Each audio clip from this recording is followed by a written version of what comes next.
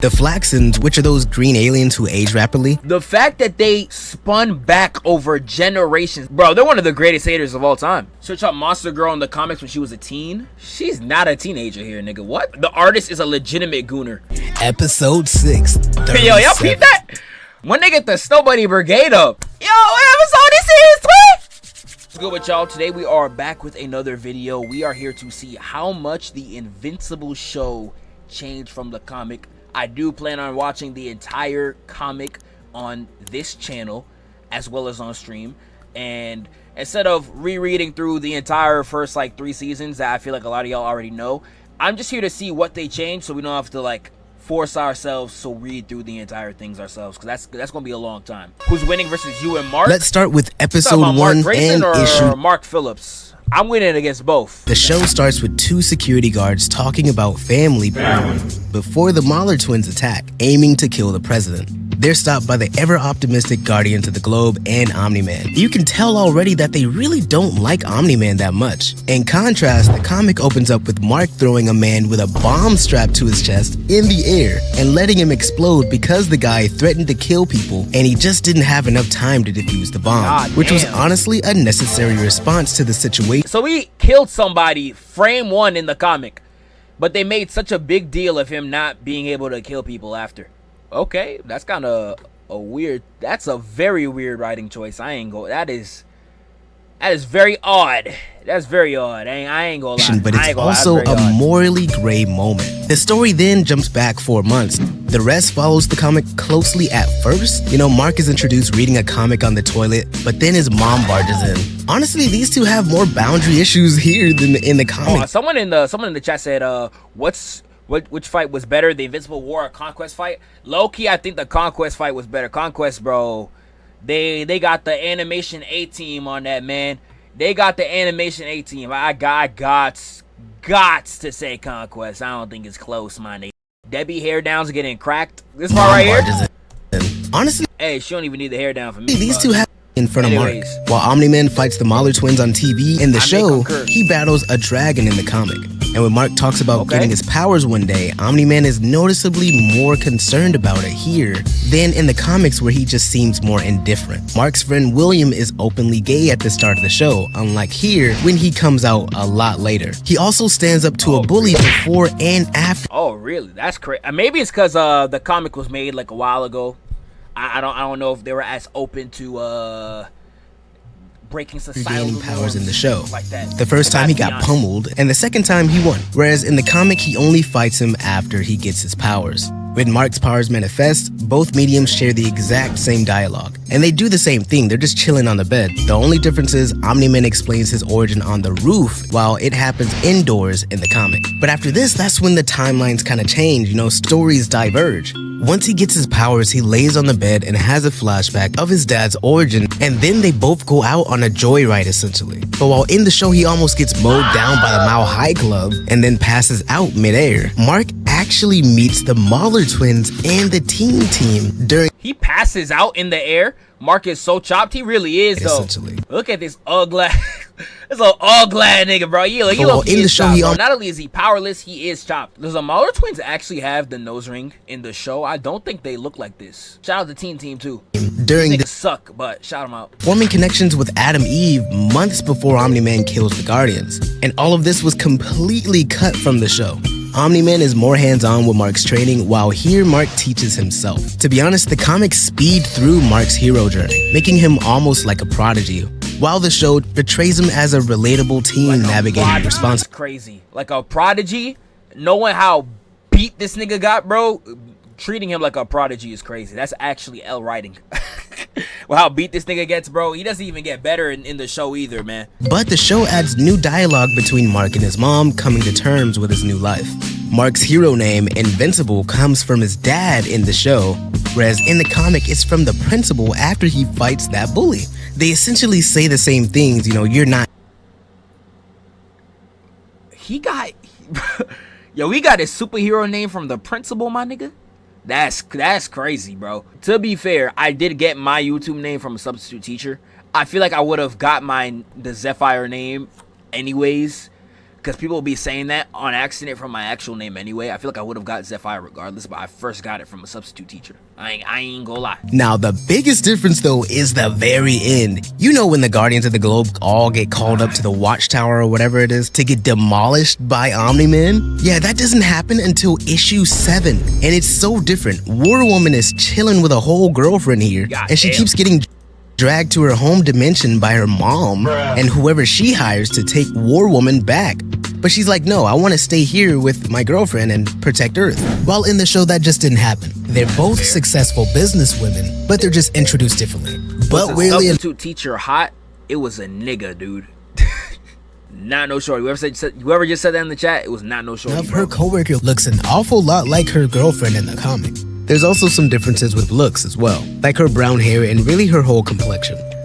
Yeah, she looks completely different in the show. Also some differences with...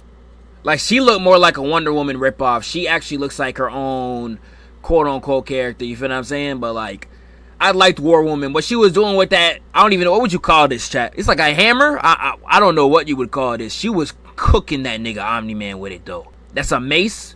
Bro.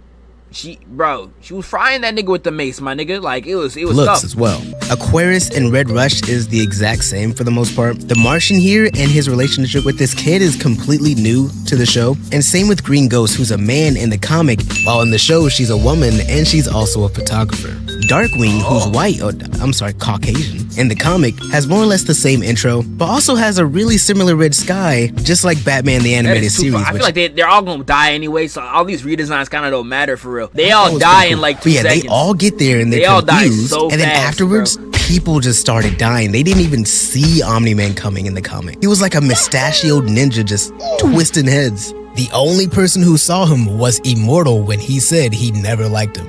Wow. Right before his head got cut off. Which is cool, but I'm actually really glad they changed this for the show. Because in the show, as you know, they actually fought back. Yo, not being able to fight back and getting squad wiped the way that you did by Omni-Man is actually insane. That is so sickening, bro. The author ain't even give y'all niggas a reason to fight back. He ain't even give y'all niggas a chance, bro. He just let y'all get murked like that. Look at these panels, bro. Oh my goodness, bro. You're not even blessed with the chance to fight back. I would have been sick. And the only one he left was Immortal, and you know he's not doing nothing. You know he's not doing nothing, bro. Come on, this is one of the best fights in the show too. This is definitely a plus. I really like this change, but that shows that they couldn't beat one experienced Viltrumite. And if they struggled that much with him, that means they will be screwed for what's to come in the future. Oh yeah, Thrag and his bug army. Yeah, that's GG's, bro. But now it's time to go a bit faster for the sake of time, you know what I mean? Episode 2. Now this one starts off vastly different from the comic, due to Omni-Man being hospitalized after killing the Guardians. But even then, it still adapts what takes place in issue number 3. The Flaxans, which are those green aliens who age rapidly, invade during this time. The Flaxans don't get talked about enough, bro. I talked about it in my video. These niggas do not get talked about enough, bruh. The fact that they spun back over generations, the time difference is so great in their universe compared to ours, bruh. The amount of the time difference that they had to wait to spin back on Earth over and over and over, bro, they're one of the greatest haters of all time. It's like millions of years. I know they spun back like back to back days, but it's like what, one day is like 4,000 years their time. They waited 4,000 years to spin back. 4,000 years, dog. Like, they are one of the greatest haters of all time. That's why I put such high emphasis on them in my Invincible video that I made earlier this year, bro. And it was the same aliens, too, because there was one that had the eye patch. He lost his eye the one time, if I'm not wrong. It was either an eye patch or an arm or something. He lost something. Like, these are the same niggas spinning back. It's not a new generation. Like, Flaxan even had a whole arc with some of the main cast that changes the whole course of the universe. I have no idea what that is. Do not spoil, though. I don't think that's in the show yet, so do not spoil. I'm not there yet, twin. I'm not there yet. Trust, I'm not there yet. First real threat, and also his first meeting with Adam Eve and the Teen Team. In the comic, Mark already knows them by this point, and Omni-Man hasn't killed the Guardians yet, so he's very active during the invasion, pretty much taking down the Flaxans immediately. Then they retreat because of their aging issue, but return later. And they do the same in the comic, but in this, they actually kidnap Omni-Man, which, as you know, is not the case in the show. But yeah, they kidnap him in the comic, but they do it after he indirectly kills a student with a bomb strapped to his chest and didn't even feel an ounce of sadness about it, which surprised Mark. It also led to another storyline when Mark is forced to do the same with his professor, which was that scene I was talking about earlier. But that whole storyline was completely cut from the show.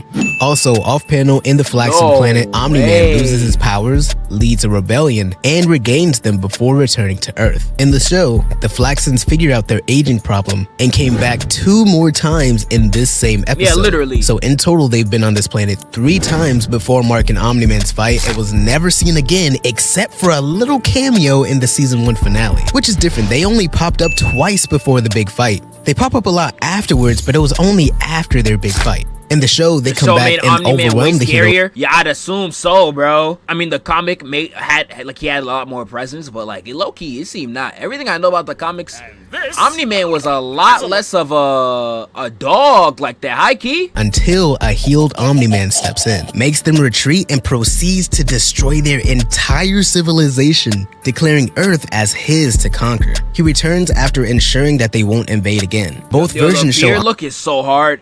Yo, they should have kept this look. He returns. Does this look ever come back, chat? This look is so tough. This is the hardest Omni-Man has ever looked. The hardest he's ever looked. It comes back. I say that.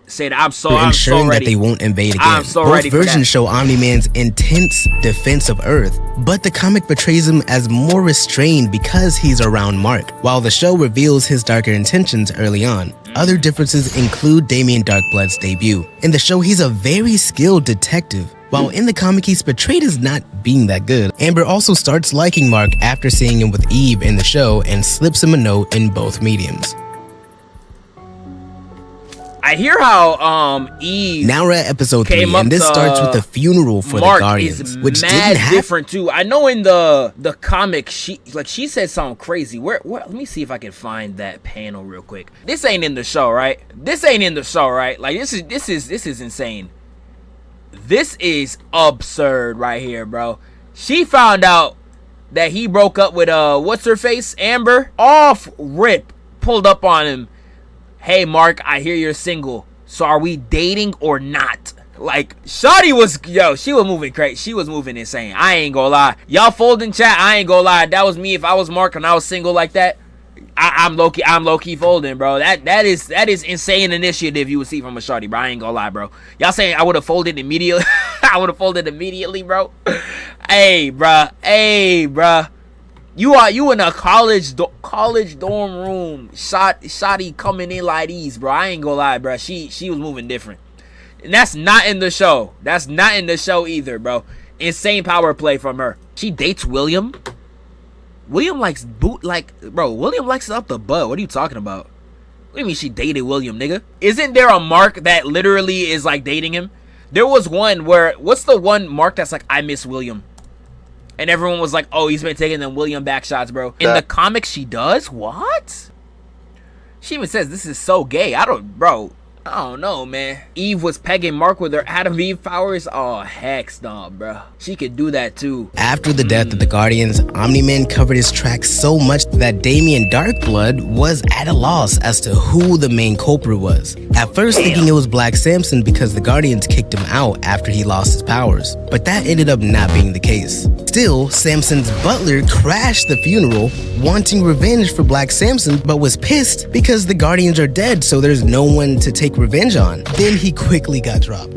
In the show after the funeral, Cecil decided to install surveillance cameras after Damien told Cecil. What you talking about, my nigga? What you talking about, my nigga? Black dude gets accused first, bro. You know these niggas, man. Which didn't happen in the comic. Come on, bro. Rex was caught cheating on Eve before the death of the Guardians in the comic here. Whereas in the show, it happened around the time the funeral was happening. Eve went straight to Mark in the comic to talk about it in his room, which gave us this. Yeah, I don't know what took this man so long to get up on Eve. I'm so sorry. Bro, Mark might be the stupidest nigga of all time. Whereas in the show, Mark chased after her after she storms off from the Guardian tryouts. But when Eve came back later that night, the Invincible comic is much freakier than the show. I do know a few things. Like, I know, like, Invincible gets, like, his powers back by getting with Eve. And I know, like, Eve gets fat and, like, they do a lot of, like, butt jokes with her or, like, stuff like that. I think the writer had a kink for Pogs, I ain't gonna lie.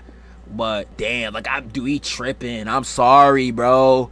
Even when you turn Amber into a black queen, I'm sorry, bro. You're tripping. You're tripping. Over Eve? Over Eve? No Snow Bunny hypnosis over here, but my nigga over Eve? The Guardians did the tryouts for the new Guardians of the Globe, and that's pretty much one-to-one with the comics. Outside of Shrinking Ray being a woman, and Rexplode having a darker complexion with red hair. Ray bad too. Ray low-key the baddest in the show. I remember when I was watching the season last year, yo, Ray low-key converted me, bro. And of course, a few dialogue changes here and there, like Monster Girl asking for a cigarette, but if I counted all of those changes, we'd be here all day, honestly. Then in the show, Amber and Mark chill in the room. Cecil interrupts them and asks them to stop Doc Seismic with Eve, and them to defeat him together. Whereas in the comic, Mark does it all on his own, and he takes all of the glory. Rex and Eve officially end things, which doesn't happen in the comics really, or at least not like this at all, because at least here, both of them got closure. And the Mahler twins break out of prison here. Another change since they were already free prior to the funeral and had the Immortal's head by then. But even though things are already ramping up in the comic, in the show, Mark's mom, Debbie, learns about Nolan potentially killing the Guardians pretty early on because of the demon, versus here when she pieced it together by thinking about how different he's being. But even then, it still takes her some time to figure it out. Oh, really? She never figures it out? In the comic, Debbie's so much better in the show. Really? What they changed about her? Well, how much did they change about? She's a great character in the show, but I don't know how much they changed about her. I thought she was very accurate. Episode 4 actually is very strange. It starts with a mummy returning, but then it instantly gets defeated by Invincible. Actually talks is crazy. She don't talk in the comic, dog. Dumb as hell in the comic. No, Shad, not my girl Debbie, man. Shows her relationship with Mark and her character much better. We're gonna have to see what's up then. And the mummy in particular is new to the show. It gets stopped here, but then it gets brought back up in the finale. What are they planning to do with the mummy? He shows up in season 3 too. If he's not in the comic, I don't know what they're cooking with him. I don't know if they're gonna make him like the biggest villain of like the series or something like that. Like, I don't know what they're planning to do with the mummy, bro, but I need to see what's up. Everything Mark's mom does from here, though, is completely new. You know, her getting closer to the truth, talking to Olga about the secrets heroes keep from their loved ones, you know, all of that. Amber and Mark goes on their first date, and that's new because here they just don't go out that much. And if they do, they just don't show it. Omni-Man threatens Damien again, and they also start adopting stories from issues 18 and 31 into this episode. In the show, Mark volunteers to go to Mars in place of his dad in order to oversee some astronauts. In the comic, he had to go because this happened well after Mark's fight with Nolan. So they really don't have anyone else to send but Mark. No matter what though, everything that happens in Mars is completely one-to-one with the comic, outside of some uniform changes. Also, the Mahler twins finally start constructing the pods like in the comics, but not for Immortal, but for Robot.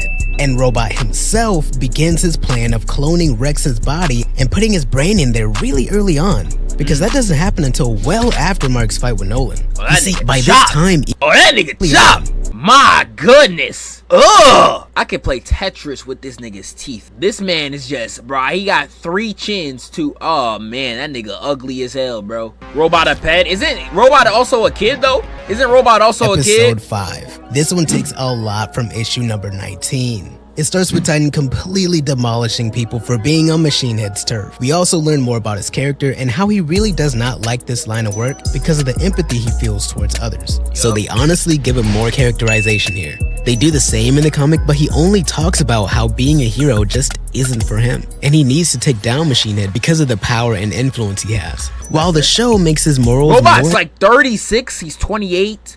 Monster Girl, I know Monster Girl's older than she actually is though. But, like, I know they're both technically in either children bodies or they're actually just children. They're one of the two.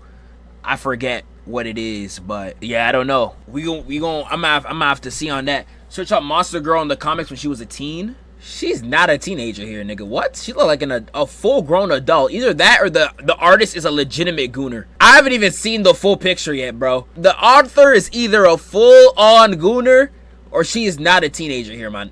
Bruh. Ah, hex nah, though. Who made this comic, man? I know he made The Walking Dead, too. Nah, that nigga's crazy. We gotta do our research on that nigga. That's like on some One Piece timing, bro. We drawing the bustiest woman saying they're 14. Like, Oda. Ambiguous. Once Oda finishes One Piece, throw that nigga under the jail, bro. I'm so sorry. It makes Mark and the audience think he's actually a good guy doing what he has to for his family, when in the end we see that he actually was just using Mark. Psych! Amber and Mark are also having some issues because he's never around, just like their comic counterparts. Invincible is also making more of a name for himself around this time, and he does the same here. They then introduced Machine Head, and the way they do it is different. Here he's telling Titan how he's too valuable to let go of, and is holding his family hostage in order to keep him working.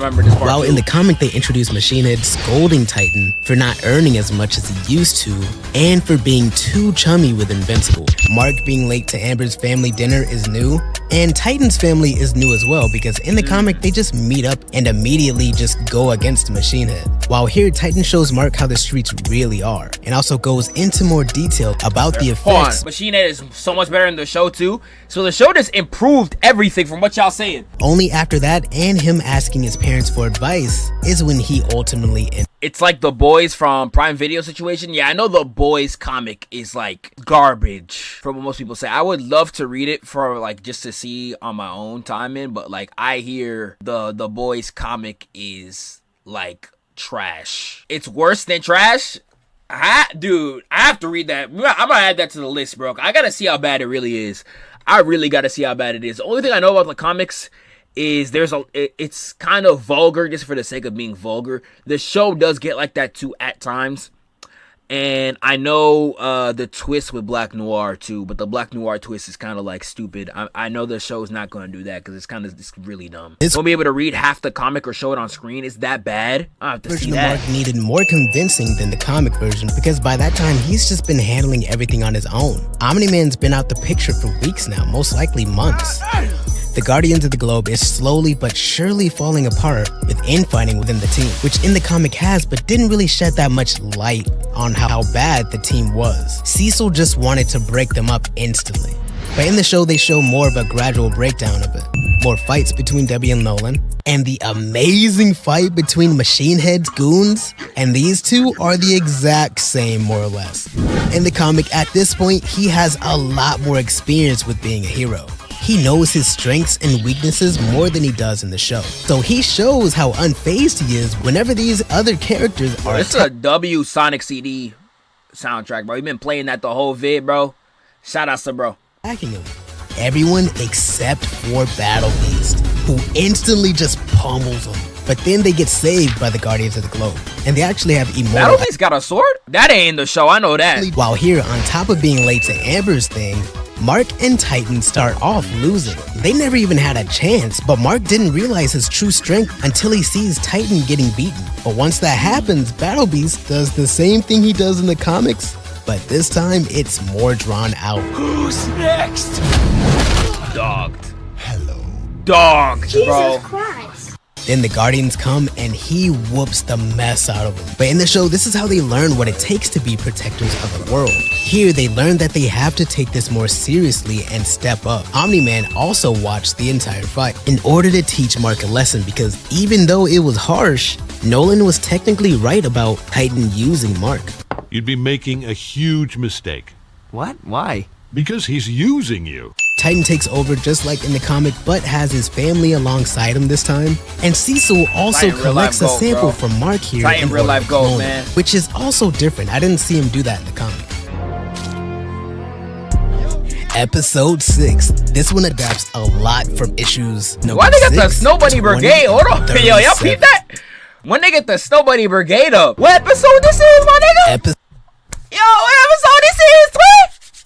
Hold on. No Snowfire. No Snowfire. This one adapts a lot from issues number 6, 20, and 37. showing a mystery man grabbing students and turning them into these things. Then we have the Guardians and Mark's recoveries, and the comics completely skip over this. But this show makes you feel everyone's sadness as they see their loved ones completely broken and battered. New drama between Amber and Mark about him not making it to the soup kitchen. And to make it up to her, he and Amber tag along with William and his date while touring a new college. In the comic, him and William checking this place out was already planned. What? Why his face look like that? Am I tripping? They get there and Rick is gay and he's a jock. While here, he's not none of that. He's just your average dude who sleeps a lot. William's actually a jerk to him. But that's no surprise because he's a jerk to everyone in the comic, really. Move this man! The teacher is a lot more of a hardball here than in the show. And DA Sinclair showed up late and sat through the class. While in the show, he showed up on time but caused a commotion and was asked to leave. Eve tells Mark she's going to stop being a normal hero and starts helping out around the world. And that goes the exact same way it does here. Except here, Eve is so into Mark, it's crazy. But in the show, you can't really tell that much. Just have to say that real quick though. I feel like she's into him in both. At least maybe not as much in the comic. Bro, if in the comic she was able to just walk up to this nigga crib, talking about something, you just broke up with your girl, you better get with me or it's up. That's definitely different. Invincible really Snow Bunny heavy. And I know a lot of y'all niggas geek, bro. This is really Snow Bunny heavy, y'all niggas. That's Back crazy. to the college, the fight with the bloody cyborg goes the same as it does in the comics. Same with William finding out Mark is invincible. Amber also pretty much breaks up with Mark in both mediums. But they just go into more of the aftermath here. Because in issue 20, Mark doesn't go after Amber until 2 weeks later. But in the show, he does it only after a couple hours. William starts looking for Rick since Mark went after Amber, and that's when he gets caught by Sinclair. While here, they actually came up with a plan, and in this plan, William dressed up as a homeless man to lure out the robot. All in order to figure out who's behind all of this and take him down for good. So is William just not gay in the comics? Or am I tripping? He hasn't come out of the closet yet? Oh, okay. I was not him. In the show. We had sex by the water! It was the best thing that ever happened to me! Oh, that's a tad personal. But the one thing that was left out was just how terrible Rick's time was with DA Sinclair. He's with Sinclair for like weeks, and it's just his slave, you know? Rick's crying every single time he has to carry out his orders. And it's really sad, honestly. Though has this too, but just not as much as it does in the comic. Yo, so Sinclair was really a demon. Yo, no wonder Invincible was tight as hell when Cecil still kept him around. He saved his life, though. Sinclair did save Mark's life. Like, if Cecil ain't do that, yo, the Invincible War, that whole planet would have been turned to ash, man. Also, Mark bringing Sinclair down this early is pretty wild. Mark doesn't bring Sinclair down until issue 37. Oh, wow. And keep in mind, this is when Mark... the nigga jaw, though. Still broke the nigga jaw, though. Same way. Yo, the show did not do that justice. The show, look at how the show looks, and then look at the comic. Mark doesn't bring show Sinclair down until... do that justice. God, you see a tooth flying out the jaw, literally halfway to his ear, my nigga. Oh, that's crazy. Episode 7 now. I got clipped on Discord. Everything is different. What they clipped me about, bruh. Yo, they got me, chat. Why they got the Snow Bunny Brigade? Hold on. This is my nigga. Yo, what episode this is? Oh, hell nah, bruh. This is not me. That's AI. That is AI. This is a robot. But yeah, Debbie kicking Nolan out, her going to the government headquarters for protection, Mark and Amber's fight leading to him revealing his secret identity, and her reaction being, I already knew, I just hate that you lied to me. Why are you mad that your man is saving people, though? That's just stupid to me, man. I don't know, bro. That's just so fried to me, though. You know your man's is just out. He's not even like, he's not playing around. He's not cheating. He's not doing anything. He's just going out to save people. And he's only not telling you to protect you. And like, you're mad. Like, dude, I couldn't be a superhero and like try to keep a girlfriend, bro. Like, hell nah, man.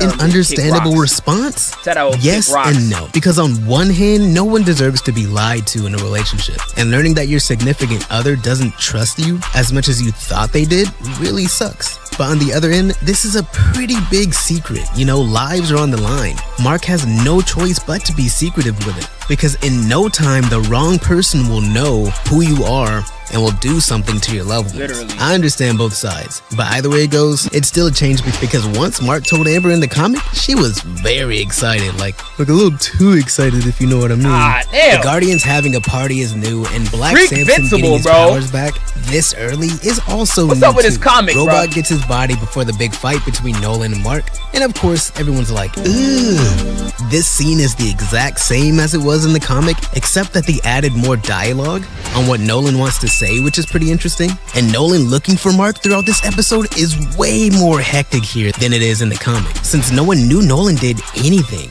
Their life is pretty normal. Mark was just so busy that Nolan didn't have the time to have the big talk.